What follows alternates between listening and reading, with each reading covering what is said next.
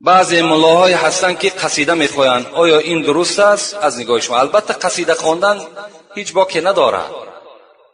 دعا خواندن در اسلام هست، وجود داره. این به حدیث های پیغمبر خدا هست.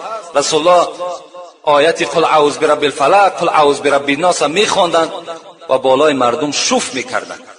از این خاطر خواندن دعاها بالای کدام بیماری نباشد هیچ باکی ندارد، گناهگار نمیشد انسان.